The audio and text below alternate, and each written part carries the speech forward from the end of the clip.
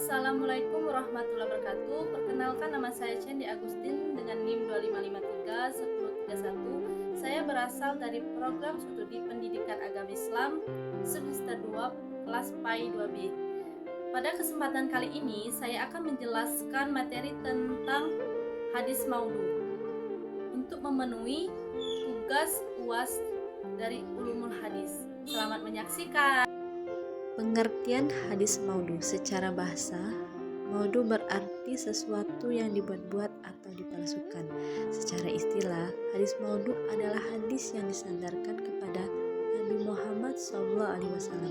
Padahal beliau tidak pernah mengucapkan, melakukan, maupun menetapkannya. Hadis ini merupakan bentuk kebohongan atas nama Rasulullah SAW. Yang kedua yaitu sejarah munculnya hadis maudhu. Hadis maudhu mulai muncul pada masa pemerintahan Khalifah Ali bin Abi Thalib. Terjadinya perpecahan politik yang melahirkan berbagai kelompok. Masing-masing kelompok berusaha menguatkan pendapatnya dengan membuat hadis palsu.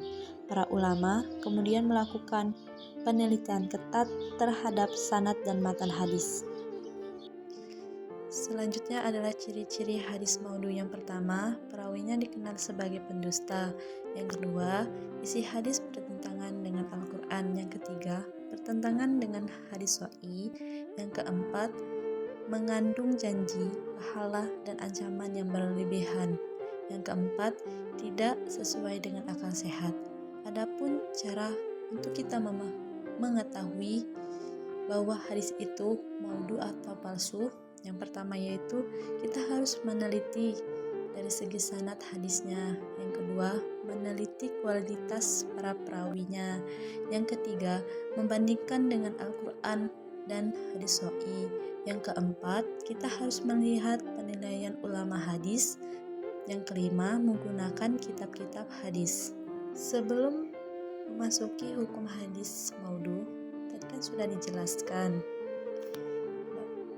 Di dalam hadis maudhu ini sudah terdapat ciri-ciri hadis maudhu dan bagaimana cara kita mengetahui bahwa hadis itu palsu.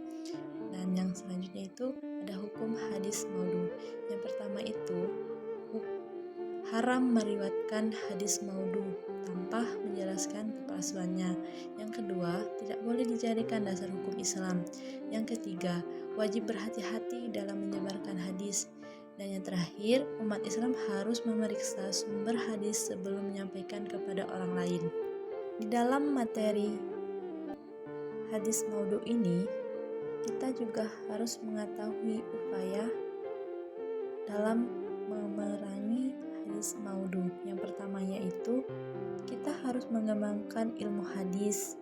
Kita harus menyusun kitab-kitab hadis sahih, meneliti sanad dan matan hadis, menulis kitab khusus tentang hadis palsu, dan yang terakhir memberikan pendidikan kepada umat tentang pentingnya verifikasi hadis.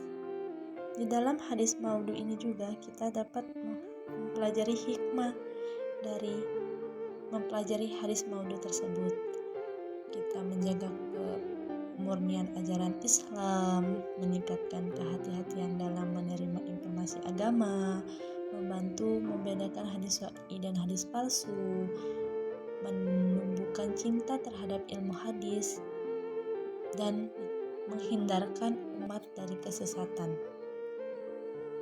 Dari materi yang saya sudah jelaskan tadi, bahwa saya dapat menyimpulkan bahwa hadis maudhu adalah hadis palsu yang dinisbatkan kepada Rasulullah SAW muncul karena berbagai faktor politik, sosial, dan kepentingan tertentu. Hadis maudhu dapat dikenali melalui penelitian sanad dan matan, tidak boleh dijadikan dasar hukum maupun diamalkan sebagai ajaran Islam. Umat Islam wajib selektif dalam menerima dan menyebarkan hadis. Mungkin hanya itu materi yang dapat saya sampaikan. Lebih dan kurang saya mohon maaf. Kepada Allah saya mohon ampun. Saya akhiri. Wassalamualaikum warahmatullahi wabarakatuh. Semoga materi yang saya sampaikan dapat bermanfaat bagi kita semua. Amin.